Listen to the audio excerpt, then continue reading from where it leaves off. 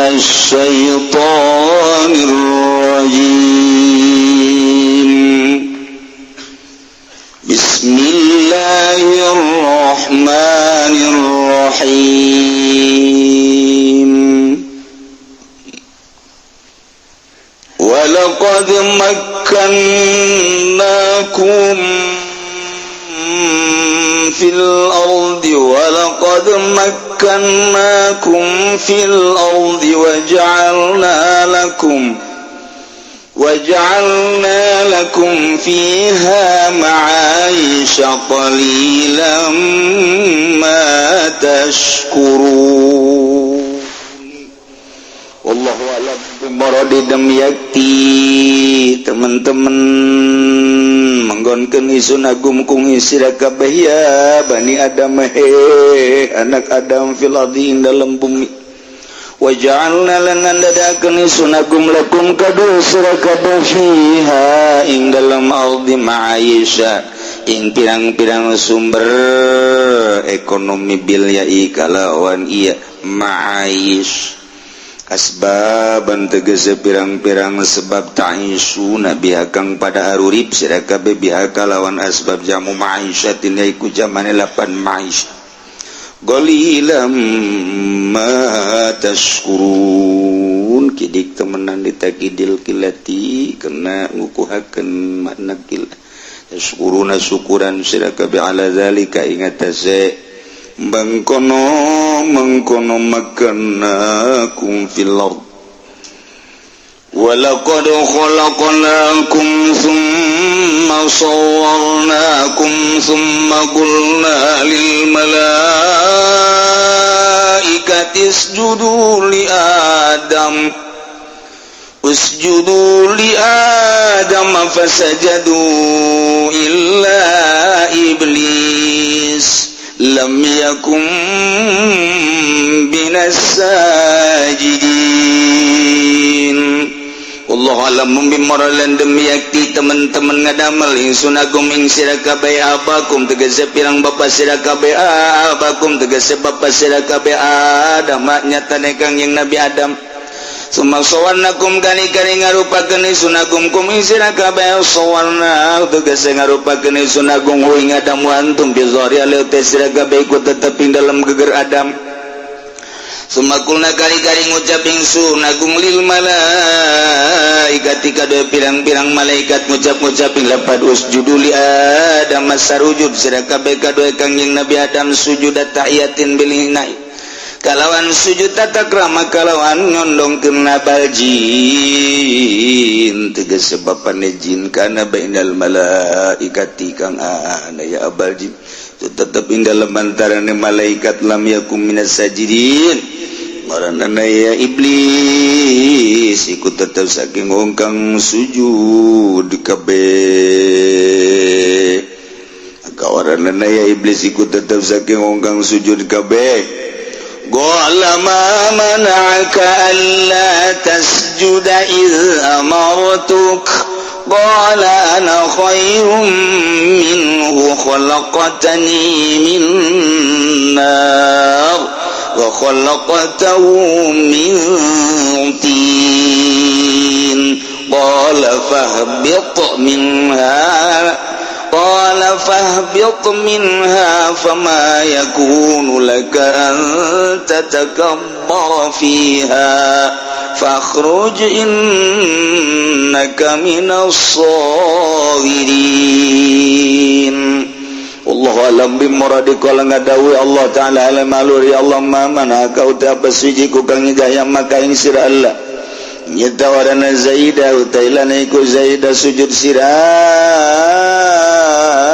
il amartuk waktune hina amartuk kamarenta ingsun ka ing sira iblis kala ngucap ya iblis ing lapadana khairu min wa ta'ingsun iku lebih becik minut ini mang saking Adam khalaqatan ing Adam tuan ingsun minarin saking geni wa khalaqata ulan ngadamal tuan ing Adam yang tin saking dot wala ngadaw ya Allah fabiatu maka turun sira iblis minas saking jannah ay minal jannati tegese saking surga wa kilalanin ucapakeun apa minas samawati saking langit pamayakun maka waranana yang begitu geus ikut tetap kada sirahan taca kabarota apa yang ta sombong sira yang dalam jannah fakhruj maka metu sira minazaking jannah innaka minas sagirin isatuna sira iblis ikut tetap saking ongkang hina kabeh dalilin tegese kang hina kabeh.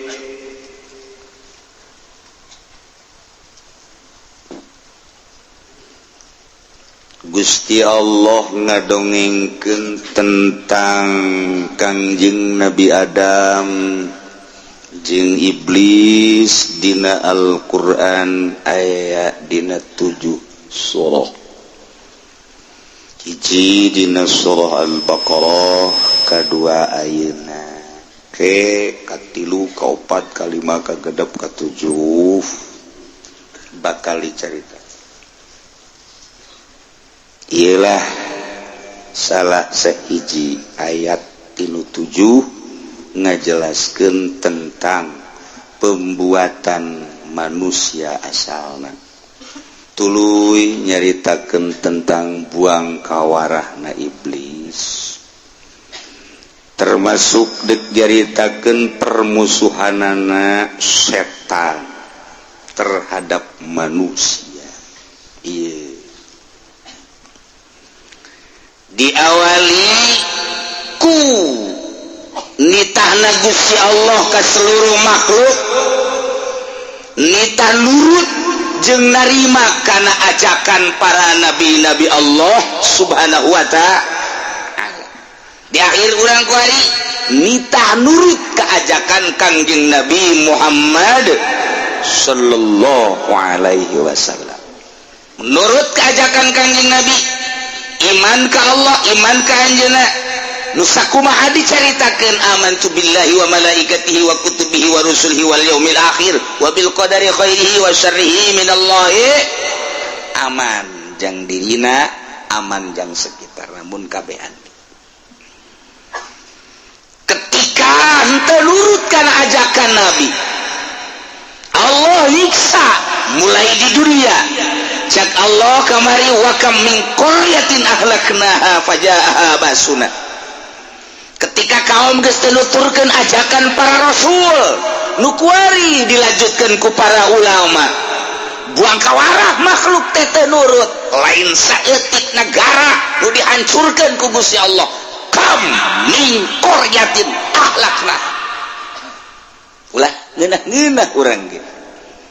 Nurut aman, teu nurut mulai memeh perang disunamikeun heula. Nurut henteu sia. Digempakeun heula, balik henteu sia ka aing cak Gusti Allah. Dianginkeun heula, aya sia. Ternyata teu nurut, diperangkeun sia ku aing cak Allah. Lain saeutik aing. Nyontohan tiba heula wa kam min qaryatin ahlakna fajaa baksuna bayatan au hum qailu. Mentak sing hade urang ge kuari para aki-aki wayahna ti peuting hudang supaya jadi panegara-negara ya mah aki-aki neulekeun TV bae main bola masyaallah incuna mah geus nyana surak jeung jurig. Ya Allah ya Rabbi Gusti Allah nu hiji ada ieu hiji nomor kedua Allah bakal nyiksa di akhirat. Siksa di akhirat bagi jelema anu teu nurut ka ajakan para nabi nu dilanjutkeun ku para aulia Allah, para ulama. Di deketan kiai tapi teu diturutan. Di hareupeun mah sumuhun-sumuhun ditukangeun mah nya ngajebian ngahitutan hisingan. Deres teu mengsret jeung mengsret bolon di hareup mah di tukang malah kiai kos kitu ieu dituturkeun ajo kiai na kumaha teu kumaha jadi kiai mah lain jawara lamun sarwana mah sia ribut jeung nya henteu ngan engke di akhirat di dunia disiksa model tadi, di akhirat disiksa kedua kamari. Hiji wala nas'alanna alladzina ursila ilaihim, bakal ditanya saurang-saurang sia, padahal Allah nyahoan kunaon sia teu nurut kana ajakan nabi, kunaon sia teu nurut ka ajakan wali. Sia hirup di zaman saha? Di zaman kiai anu kunaon teu nurut ka ajakan kiai anu, padahal Allah nyahoan deuk kajejeleh deuk kahinakeun ka eta jelema hiji ditanya. Wah, disaksian ku triliunan manusia bari neraka geus ngalentap-lentap. Nomor hiji. Nomor kedua disiksana wal waznu yauma idzinil haqq, timbangan geus dipasangkeun di dinya. Allah nyahueun jasa karena kalakuan-kalakuan manehanana disiksa ku Gusti Allah ditimbang. Nyanana mah geus embungeun ditimbang lantaran tina bukuna ge geus kanyahoan lain meunang ti leungeun katuh ti leungeun kenca. Nyanana geus embung Gusti teu kudu ditimbang, abdi mandingan digejeburkeun mah cek timbang. Kena kanyahoan ku anak incu. Tatangga kena kanyahoan, kena kena nyahoan tatangga. Timbang tetep. Wal waznu yauma idzinil haqq, siksa. Masya Allah, pikir coba tah urang. Pemikiran orang teh keur diarahkeun ka ditu nyebrang ka alam nu pibakaleun tapi pasti. Ku ari deuk dicaritakeun sing hade tah dimimitian ku tuturkeun ajakan Nabi, iman ka Allah, iman ka Kanjeng Rasulullah, laksanakeun syariat, mantepkeun batin maneh ka Gusti Allah. Ulah sieun paeh lantaran paeh mah bakal bae irah ge teu kudu sieun, nu penting song-song kematian ku cara ibadah taat ka Gusti Allah Subhanahu wa taala. Nah ieu jaritakeun asal usul nagara. Walaqad makkannakum fil ardi waj'alna lakum fiha ma'aisha qalilan ma tashkurun. Memeh nyaritakeun terciptana Kangjeng Nabi Adam, kemudian dan selanjutnya dek nyaritakeun kabangkawarhan manusia heula. Manusia diciptakeun ku Gusti Allah, dijelaskan dina ayat ieu demi yakin pasti laqad makkannakum, yakin kaula nu agung cek Gusti Allah netepkeun ka aranjeun kabeh wahai Bani Adam fil ardi di muka bumi, dicicingkeun maneh di bumi aing. Teh nyaho maneh teh bumi aing. Dibagi kapan ku sarariat teh bumi aing teh jadi 5 benua. Benua Asia, benua Amerika, benua Australia, benua Afrika, benua Eropa. Sarua nu aing kabeh. Sia cicing di mana? Di Asia. Asia mana? Pasifik. Pasifiknya di mana? Cikupana di mana maneh? Macem-macem di dinya teh nu dari pasar Kemis aya di Cikupa maneh aya. Tah dicicingkeun si Udin di Cikupa, si Juned di Bojong. Ayo kabeh tah. Ieu walaqad makkannakum din sia tah cicing di Cikupa nang Allah. Juned sia tah cicing di Bojong nang Allah. Sia sadei sia soleh sia tah cicing tadinya di Pengkolan Talaga. Sadei sia ayo ka dieu teh Arif tah cicing tah sia tah di dinya tah di mana tah di Teureub. Eta tah walaqad makkannakum fil ardi nang aing tah teh dicingkeun sia.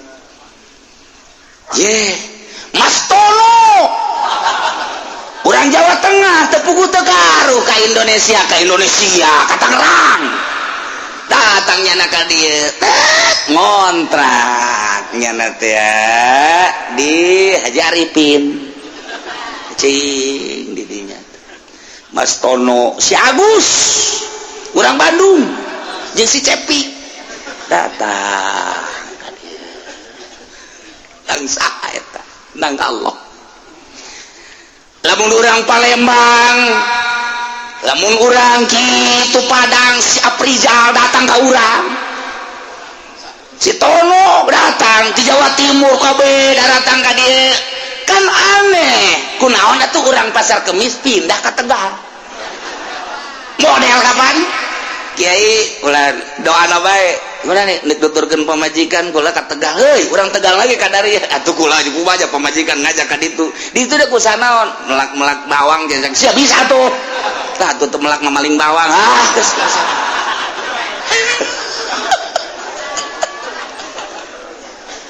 uli ka kawasan Allah lamun kurang diperhatikeun pohara jasa Bogor, Sukabumi, Cianjur, Bandung, Tasikmalaya, Ciamis berat daratan ka dieu Jawa Tengah ti Semarang kemudian ti Kudus dan lain sebagainya datang ka dieu tuh di Jawa Timur ti Ampel ti Malang dan lain sebagainya bahkan nyebrang ka ditu urang Bali lagi datang ka dieu urang dieu kunaon cicing di Bali urang dieu nama tanah kapereung-peunan cicing di Sumatera urang Sumatera ge sieun ka monyet ka dieu kunaon urang dieu ka ditu udah jadi monyet beureun kakawasaan Allah geus aya ti ditu na walaqad makkannakum bil nang Allah dinten teh ge ieu atuh teh rencana kudu ka Lampung mah aju di Lampung mending diri ada di kota mah dijolok biasa Masya Allah ngaliwatan leuweung haju di ditu mending mun laya imam ngan 3 imana tapi betah bae tadi ditu eta cicing di leuweung menang saha walaqad makkannakum fil nang Allah menang nyanggakeun urang ngadoaan mantap tah santri mah santri tilok boga rencana santri mah ngadoa ya Allah ya Rabbi abdi mah nyanggakeun deuk di mana bae ge kumaha Gusti bae ja abdi nu Allah tanahna ge nu Allah nyanggakeun abdi mah emang kunaon santri teu boga rencana tuh rencana kumaha aja duit teu boga nu teu boga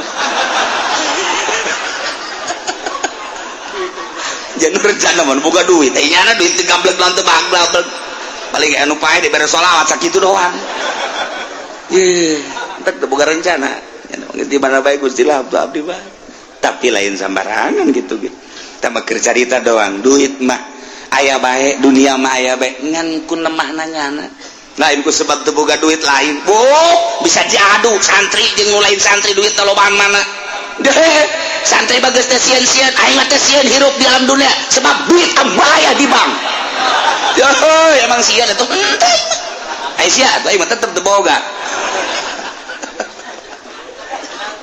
tah nang saha ieu tadina urang kawin lah cek urang teh deuk cicing dipimitohaeun di ditu tapi ternyata diboyong ka urang aing geus kawin deuk cicing di dieu bae di mah urang tapi ternyata diboyong ke pemajikan di ditu sanggeus diboyong di pemajikan di ditu teh ternyata teh laan pindah deui ka hiji tempat nah iyalah urusanana lain urusan urang siganang urang siganang urang lain ieu ayatna walaqad makkannakum fil nang aing netepkeun sararia teh di muka bumi sing ade haju bumi aing teh neulekeun ka sia leumpang ti Jawa Tengah ka dieu ka Tangerang ka Jawa Barat ka Banten sia leumpang ti Jawa Timur teh kudu ku aing cek Gusti Allah aing mah pangeran nyaho kana sakeping jeung sajuta tah bumi nyaksian sia ketika engke di akhirat bumi ge bakal ngomong aing nyaho ka sia leumpang di luhureun bumi aing panu jadi bumi na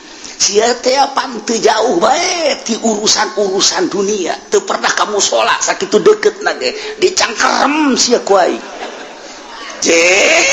kumaha kitu masyaallah karim nah lain aya jelema teu boga rencana kudu cicing di Yordania aya jelema teu aya rencana cicing di Mesir kok cicing di Mesir aya jelema teu rencana cicing di Saudi Arabia kok cicing di Saudi Arabia nu anehna aya jelema urang Indonesia cicing di Afrika pan di Afrika mah harideung tapi nyana eta sinergis bae hirup jeung nu hideung biasa bae kebal-kebal nyana ge ke bawah hideung teh di Afrika ya aya di Amerika Latin harideung ya Allah ya Rabbi nang saha nang Allah walaqad makkannakum fil ardi sadarkeun lain nang urang ya Allah ya Rabbi nomor kahiji kaduana waja'alna lakum fiha ma'aish kaulan wagung ngajadikeun karanjeun kabeh di samping cicing diunggal bumi diunggal negara di tempat masing-masing aing teh nu nyicingkeunna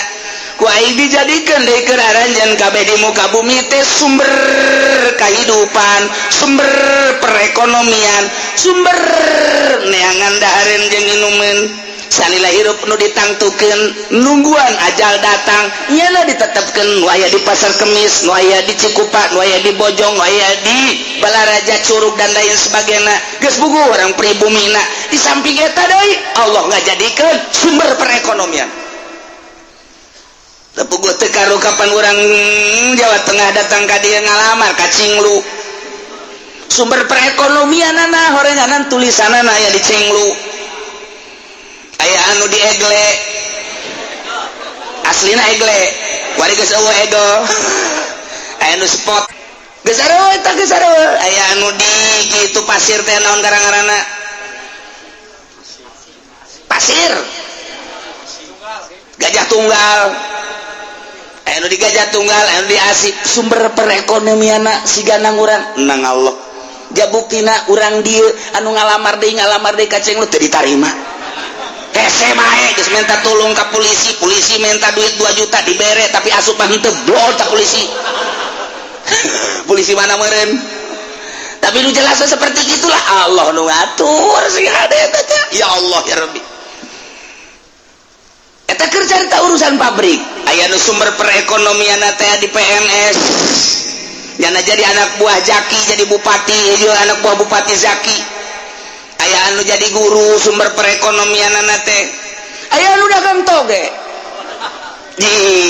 aya anu dagang tarasi Masya Allah di Garut harita teh apa nyaritakeun dagang nani tarasi sapira tarasi pikiran urang dagang tarasi teh sapira nu dibungkusan-bungkusan horenganan konteneran di Cirebon ka Jakarta dagang tarasi teh dihitung-hitung sapoena aya 5 kontainer atuh paingan tamataran nyata asana beureunan kelek nempau kajen gua ngomong mobil lagi mobil Mercy-nya na ambuan asana bau tarasi kajen gua ngomong nu jelas Pak Allah nyieun sumber perekonomianna di tarasi di toge di tahu macem-macem ieu lagi saha ieu wa ja'alna lakum fiha ma'ais nang Allah siganang urangnya siganang urang sigade nang Allah Al-Qur'anna ieu ditetepkeunana di hiji tempat nang Allah netepkeun ngontrak di si eta geus aya tulisanana di dituna sumber perekonomianna menang Allah aya anu jelema teh wah dieu ka ditu dagang anu eleuh teu daekeun maju lah cak nangis bae kuari mah istirahat bae endahan dagang teh dagang baso bau kebeuli tanah kebeuli imah baso sapira baso tapi horenganan unggal kota aya anak buahna wow baso edang Allah wa ja'alna fiha ma'ais wa ja'alna lakum fiha ma'ais nang Allah sumber perekonomian Gusti Allah nu agung ngan lamun diglobalkeun aya anu sumber perekonomian teh tina simar bubuahan timimiti melak cabe rawit cabe gede cabe hejo cabe beureum datang ka buah engkol bonsis dan lain sebagainya aya nu tina bubuahan buah darmayu wah lamun musim buah di darun di ditu di mana Indramayu eta si buah pohara haju amis di buah Indramayu mah nu encan asake amis nu encan asak urang ngasaan di itu amis nu asak amis nu barebeug amis nu atana ge amis meuli urang 5 kilo dibawa ka dieu asem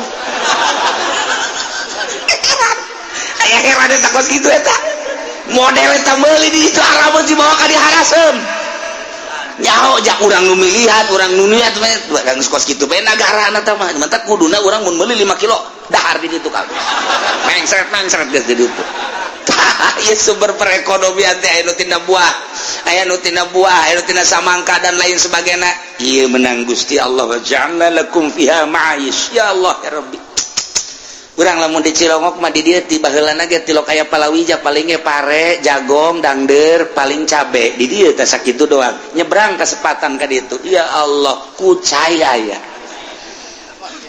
tuh kucai aya aju anu eta teh naon karang-karana nu pararenjang teh aya dan lain sebagainya aya orang mundur ka ditu aya kuari mah pagon geus didominasi ku urang Jawa tuh eta teh sumber perekonomian siganang urang nang Allah unik jasa deui eta mah kan tina bubuahan aju tina pabrik dan lain sebagainya anu tina ngojek eta sumber perekonomian ngojek ge ngan ieu nu anehna asal waktu salat bae sewa loba aing berger teh kos itu doang tah cak tukang ngojek jai lain waktu salat bae sewa sia juri apa jelema sia tah aju jadana leuwih wae mah susuna gede ya mantep ya waduh eueuh ceglokan eueuh naon direm abeh ngendut ka dieu eta mah budak masyaallah sambil menyelam minum air ma'ayis cerita sumber kehidupan ya Allah dibagi deh guys lagi aya anu tina perpolitikan sumber perekonomian teh anu geus jelas jurusan perekonomian ya na. Tapi aneh aya anu ngitung dong perekonomian miliar nyana nama gede utang atuh geus kos kitu bae tah jadi gawe doang ya nama didinya aya nu tina perbudayaan ieu ku Gusti Allah tempat cicing urang nang-nangtukeun Gusti Allah sumber kahirupanna ge nang-nangtukeun Gusti Allah nu ulik deui jelema ieu sumber kahirupanana tina jual beli alat perang Amerika mah tandus tanahna teu bisa dipelakana naon nagarana mata kula teu betah ge hari tadi ditu teu bisa jarang dangdeur dipelak teu bisa ditu huli dipelak teu bisa di ditu malah di urang mah pen melak dangdeur cap antepkeun modal sabulan 2 bulan tarik masyaallah sabeu gede kieu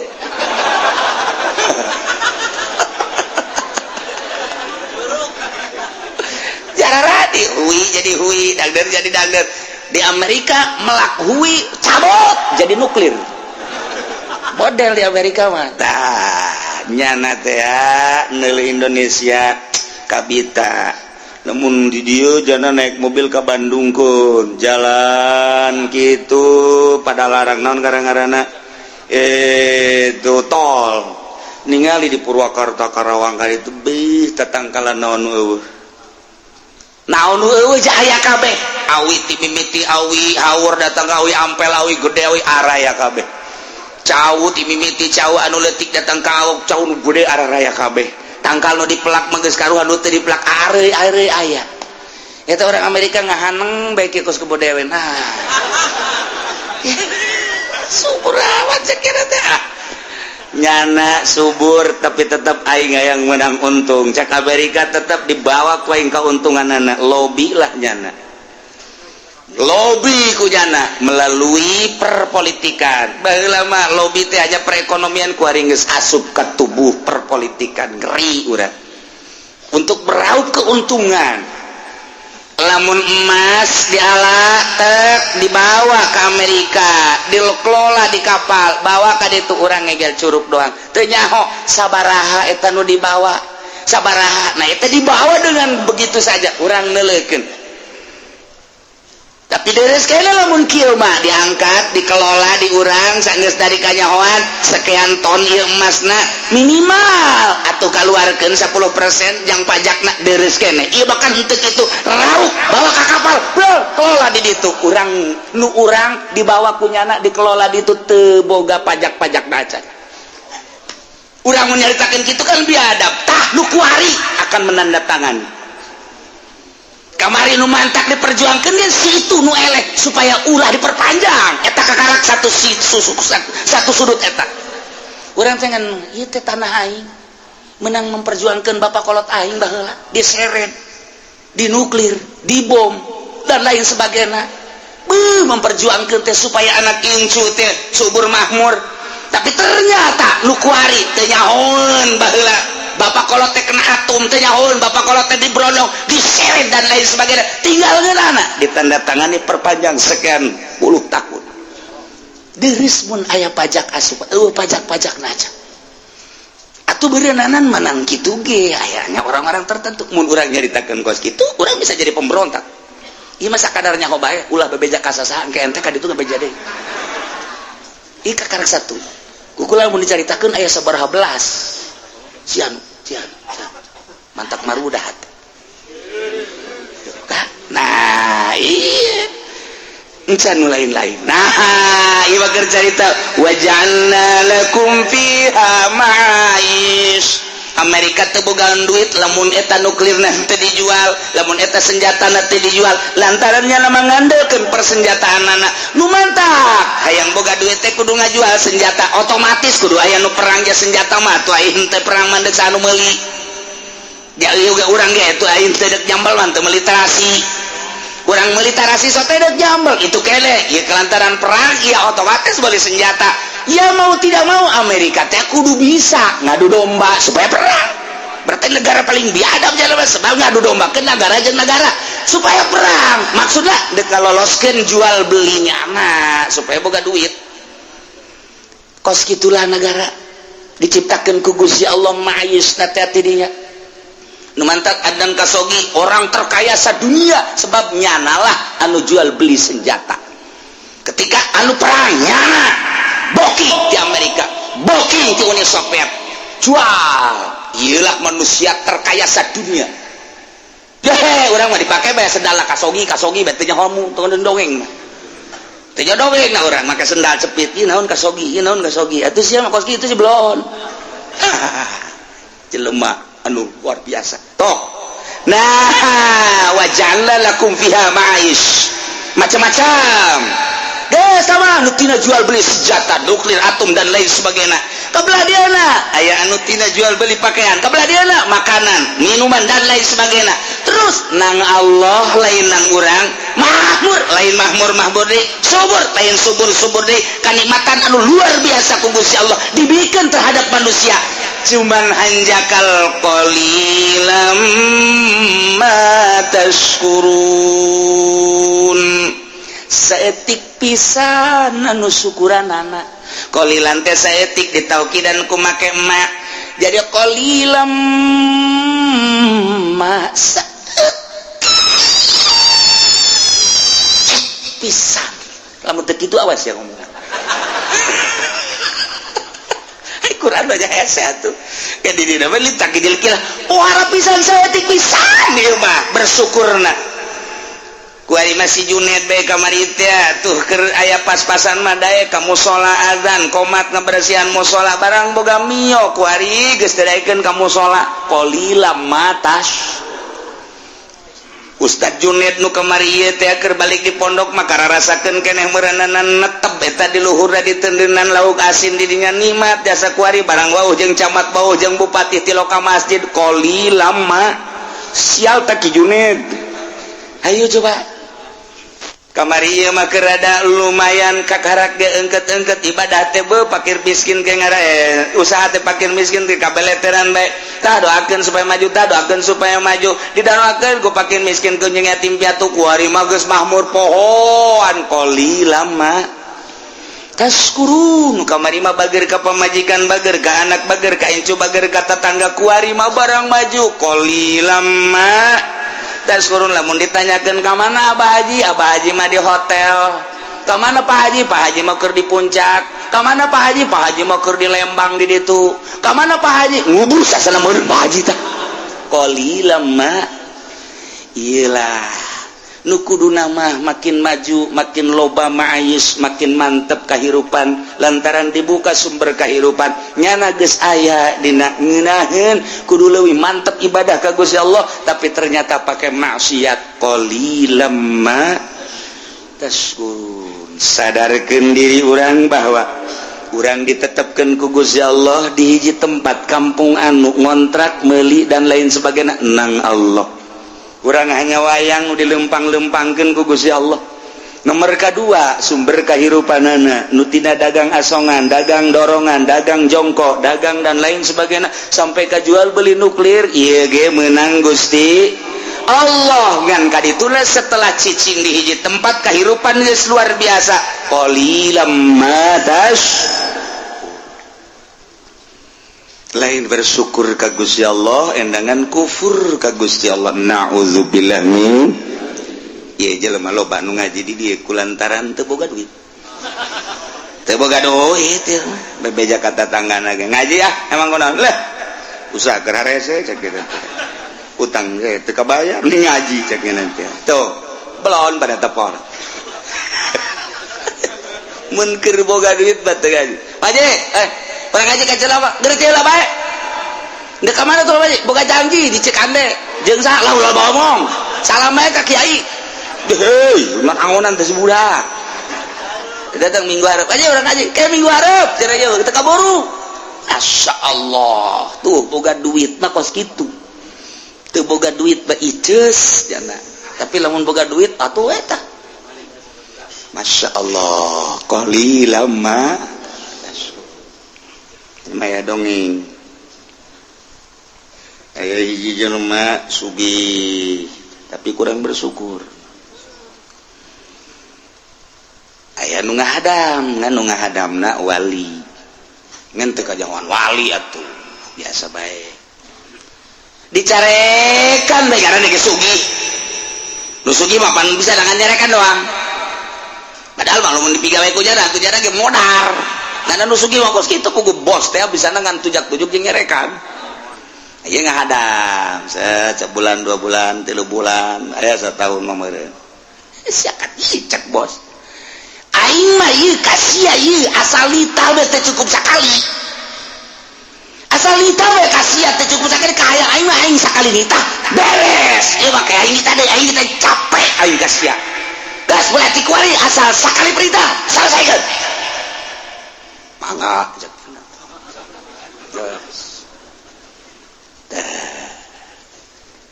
pas menang sambigu pamajikan muria parah panggilnya Nasruddin si Nasruddin nyaon teh pamajikan muria nyaho tugas ya kuari nah dokter panggil ke dia siap mangga keluar nyana borang dibawa ke dinya aya 20-an cak bos teh ieu naon aing ditamangin dokter kok 20 supaya satu perintah selesai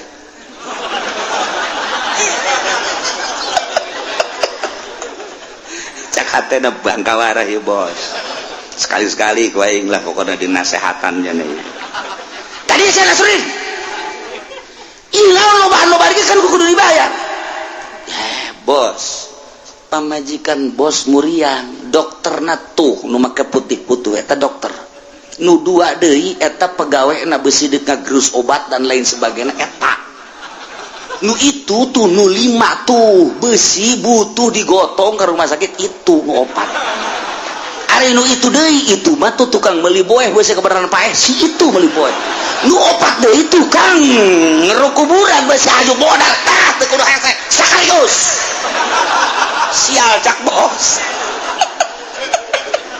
yes, selamat tinggal bos walid ya kos gitu lah begitu kesehatan nyentuh kan aja jantung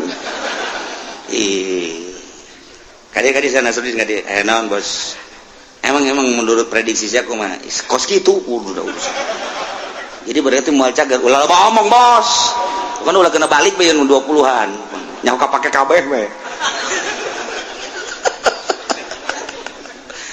artina cak Nasruddin nu sugih bakal modar nu gagah bakal modar ulah kamalinaan teuing atuh tunjuk teh sia ge kalau modal aing susah-susah ge pae sarua atuh sia ge pae geus sakaligus ku aing sia tadi nasehatan tak tukang nguduk kuburanana dihadirkeun ku aing sia qalilam mata syukur nu saya tik syukuran mendingan bawakeun tukang ngagali kuburan habak nurutan Nasruddin tah ya Allah kos gitulah manusia ragap diri orang sadarkan diri orang bahwa kabeh menang Allah tempat tim orang di Singapura nu orang di Malaysia nu orang di Palembang nu orang di Sumatera Jawa Tengah Jawa Timur cicing di dia nu orang dia mental kadar itu walaqad makkannakum fil ardi nang Allah kemudian sumber kahirupan anak letik setengah letik anu letik setengah gede nu gede jasa wabeh menang Gusti Allah tapi urang nu disuprida kita ibadah taat ke Gusti Allah subhanahu wa ta'ala tapi geus dijelaskeun ku Gusti Allah qalilam ma tashkuru walaqad khalaqnakum tsumma sawwarnakum tsumma qulna lil malaikati usjudu li adam fasajadu illa iblis. Wallahu alam bimuradi. Yakin nyata jelas kaula nu agung nyiptakeun karanjeun kabeh kum dijamakeun padahal nu dimaksud nama ieu adalah hiji bapa urang yakni Kangjeng Nabi Adam. Geus ngabahasakeun khalaqnakum dijamakeun nginayahan ka Kangjeng Nabi Adam. Summa sawarnakum satuluina kaula ngarupakeun karanjeun kabeh urang teh sabada Kangjeng Nabi Adam diciptakeun ku Gusti Allah. Kemudian seluruh anak putu Kangjeng Nabi Adam aya dina tonggongna satungtung aya keneh moal ka kiamat ke geus eueun nu digamblok di tonggong Kangjeng Nabi Adam beak kabeh karakter jadi kiamat. Jadi geus disetok ku Gusti Allah. Summa sawarnakum geus disetok ku Gusti Allah pilobaeunana teh seakan ditaplokkeun dina iga wekasan Kangjeng Nabi Adam. Plek. Turunkeun ku maneh melalui anak anjeun wahai Adam. Plek. Qabil Habil Ikrimah laulau budak dan les. Turunkeun deui ti Qabil Habil budak truk. Turunkeun deui datang ka zaman SBY kuari manusia adalah kuari 6 miliar manusia. Lain lalagan. Ieu anak kutu Kangjeng Nabi Adam. Ieulah ayatna. Yakin jelas nyata kaula nu agung nyiptakeun ka Adam bapa moyang anjeun. Mimiti diciptakeun Adam tina tanah surga. Udang Kangjeng Nabi Adam sokot tulang rusukna hiji ciptakeunlah jadi Siti Hawa. Ibu Hawa teh gelis irung mancung aya di bojok kulitna putih luar biasa rambutna terurai Masya Allah jangkung semampai luar biasa. Aduh Ibu Hawa malamun seri urang lapar jadi sebeuh. Masya Allah ya otomatis Kangjeng Nabi Adam tertarik dirawel lah ku Kangjeng Nabi Adam. Ternyata Siti Hawa ge deui bogoheun ka Kangjeng Nabi Adam. Atuh tama sama-sama I love you. Mantap jasa. Kangjeng Nabi Adam disambut lah ku Siti Hawa.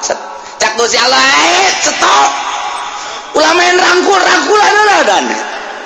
Tenang lah Adam, Hawa. Aing nyaho maneh resep ka Hawa, aing nyaho Hawa resep ka Adam. Tapi tikah heula nikah. Carana kumaha cek Kangjeng Nabi? Ku aing ditikahkeun cek Gusti Allah. Sok, ditikahkeun lah Kangjeng Nabi Adam ka Siti Hawa, nu nikahkeun langsung Gusti Allah di mas kawinan ku maca sholawat ka Kangjeng Nabi Muhammad sallallahu alaihi wasallam. Oh, sholawat. Lain lalagaan eta sholawat.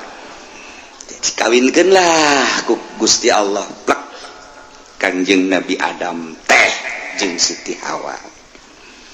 Urang sebagai anak incuna geus disetok ku Gusti Allah turunkeun melalui anak cucu anjeun wahai Adam. Summa sawarnakum. Allah nu ngarupakeun. Mata kurang teu meunang nyacad, situ hideung, situ pendek, situ kunyin, situ nang Allah. Summa sawarnakum. Emang nang urang lain. Urang mah sok jual jawar ka beuti teh budak kunyin amat pugunya lagi kuru. Eta teh beres kos kitu doang. Teh budak jore amat pugunya lagi teu kasep. Deres kasep mah ngomong gitu ge mah henteu. Keur kasep lagi teu meunang sebab sarua pada ciptaan Allah Subhanahu wa ta'ala. Summa sawarnakum. Summa qulna lil malaikati. Allah nyarita ka malaikat. Wahai malaikat, usjudu li Adam. Sujud maraneh kabeh wahai malaikat ka Adam. Cuk. Fasajadu brek kabeh sarujud ka Kangjeng Nabi Adam alaihis. Ieu sujudna sujud tahiyat, penghormatan kana panitah Allah. Percis kos urang sujud ka hareupeun Baitullah. Sujudna maka Allah ngan dititah menghadap ka Baitullah. ieu ge sujud nama ka Allah ngan dititah menghadap ke Adam brak malaikat ngan aya nu minculak illa iblis bak kieu mah kajegeug batur sarujud bro kabeh ka Kangjeng Nabi Adam ngahormat iblis teu daekeun kieu bae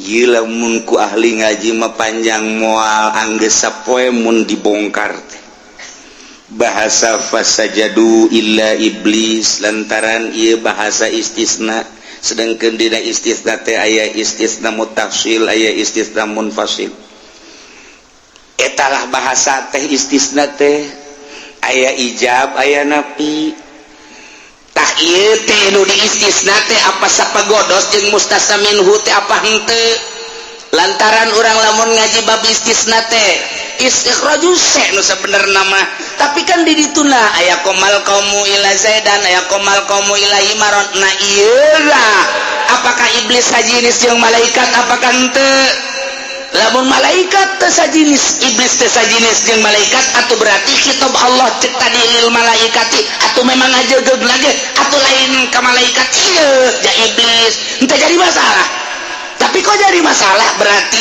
iblis teh sapagodo sajinis jeung malaikat lantaran Allah ngahitobna summa qulna lil malaikati berarti ya iblis teh termasuk jumlahan malaikat ngan lamun termasuk jumlahan malaikat tapi pan urangnya mau dibuatna ai malaikat mah dibuat tina nur ai iblis mah dibuat tina nar beda nur cahaya nar seuneu puyang kajen gugung mah age kiai mana nutup puyang kajen gugung we puyang bae mun ngabahasakeun usjudu qulna lil malaikati Allah nyarita ka malaikat usjudu li Adam sujud maneh ka Kangjeng Nabi Adam sujud brak malaikat mah sujud ila iblis ai iblis malaikat apa lain pan tadi ge qulna lil malaikati berarti malaikat tapi pan ganyawan tercipta malaikat batina cahaya ai iblis batina nar lain atuh lamun dilairkeun Allah ngitung ka malaikat atuh teh sujud ge mantak naon ulah jadi masalah lantaran jalur dititah sujud ge malaikat iblis teh dititah tuh kan puyeng nu ngaji ge bae puyeng atuh komo nu teu ngaji geus badak tuh imang geus pararuyang bae geus lah mun teu ngajina geus barabe nu kos kieu mah tah nu mantak ditaliti pembacaan teh istisna mutasil apa istisna munqatina syarat istisna mutasil kumaha syarat istisna munqatina kumaha istisna teh nu di mustasna minhu mana anu mustasna mana ieu terjadilah istisna kos kieu ieu maksudna naon wah ambalaya geus daripada puyeng geus moal dibahas geus sakitu bae lah puyeng mah lain lalagaan sebab geus aya anu neuleukeun jam bae kiai panjang teuing cek atuh sia kaluar bae bego aduh Masya Allah keur carita dong padahal mah tunggus dibahas aya santri mah kiai geus nyararaongan ieu keur carita ngalalagan nu teu ngaji tak kos kitu aya nu ngaji mah teu moal bisa kalalaga atuh jabah heula keur di pondok geus depongan atuh muka dia poho deui pan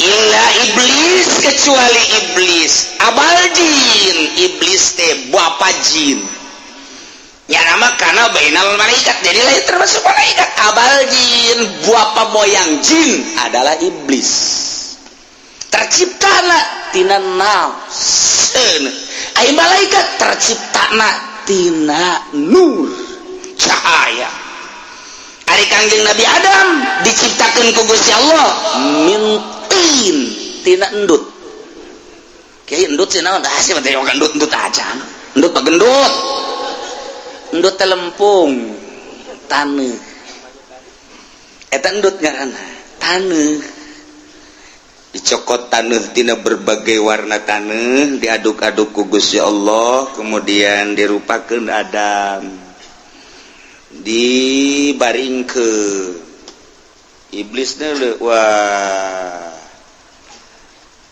Gusti Allah dek jieun macem-macem ya asana iya nu bakal ngelehkeun aing ye cak Gusti Allah wahai para malaikat hati-hati beusi aya iblis ka dieu jaga mangga malaikat rapat di dieu sok kumaha rapat dan nu kamari bae ti MK rapat beusi aya momonon asup tuh diskusi itu bae negara supaya kadulu gagahna negara teh kos kitu atuh padahal matu ngabong bae teu kudu kikituanan. Nah, geus emang kos kitu negara mah geus antepkeun bae nyana-nyana urang-urang.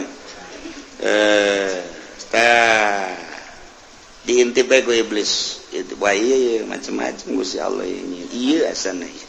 Wah. Capoe 2 poe 3 poe 4. Wah, diintip bae. Begitu aya saeutik malaikat lengah ka dinya iblis. Digaruakeun ku malaikat. Iblis ya, ciduhan toh lompat iblis. Begitu diciduhan cek Gusti Allah wahai malaikat cokel eta ciduh iblis ulah nempel di Adam cokel tak balakeun bualangkeun jadi anjing bogolazoh eta anjing teh nu mentek najis mugolazoh lantaran ciduh iblis. Nah di mana eta dicokelna di dieu pas bujal nu mentek kabeh di dieu aya bujalan iyalah urut nyokel malaikat.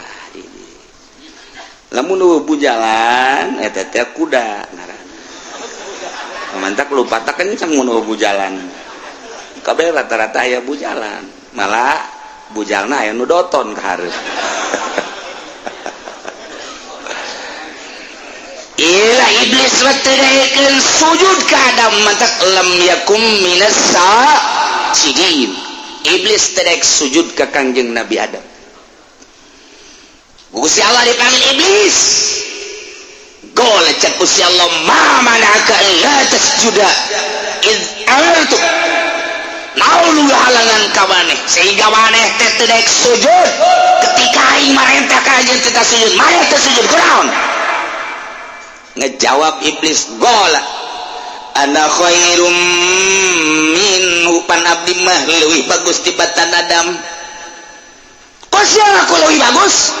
Khalaqtani min nari wa khalaqtahu min tin. Gusti ngadamel abdi mapan tina seuneu wa khalaqtahu min tin. Ai ngadamel Adam mapan tina taneuh sedengkeun seuneu jeung taneuh mapan muliaan seuneu. Cak iblis kamuliaan seuneu mah coba geus seuneu mah kurang lamun dihurungkeun terus ka luhur nya nama naek.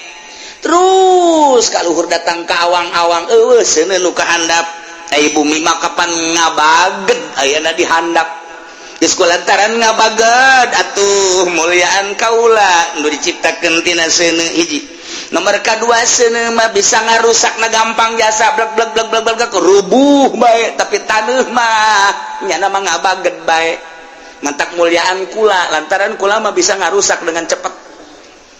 Nomor katiluna seuneu mah kapaan bisa manaskeun suasana. Namun dina tempat-tempat tiris butuh kana seuneu. Haneut ku seuneu mah eta lah pertolongan kula. Tapi taneuh mah ngabaged bae teu bisa dikieu kitu. Nu mantak khalaqtani min nari wa khalaqtahu min tin. Ana khairu minhu. Kuring teu kudu sujud ka Adam embung kula sujud ka Adam mahnya nu leuwih mulya kudu sujud ka nu leuwih hina oh teh kituna. Waduh ilah as iblis berarti takabur ya iblis maka cek Gusti Allah golek cek Gusti Allah iblis fahbit tok minna turun sia ti sorga turun fama yakunu laka an tatakabbara fiha tepantas model mana itu takabur sombong cicing di sorga lain cicing jang tempat tu sombong layak jelema takabur sombong cicing di sorga turun sia iblis lantaran sia sombong fakhraj minha innaka minas sokin turun sia iblis lantaran mana takabur turun innaka minas sabirin sanyana anjeun teh termasuk nu hina golanzirni iblis masih keneh memohon ke Gusti Allah kakarak datang ka turun doang ka mana ieu turuna iblis jeung kumaha selanjutna engke episode selanjutnya gola adlirni wallahu alam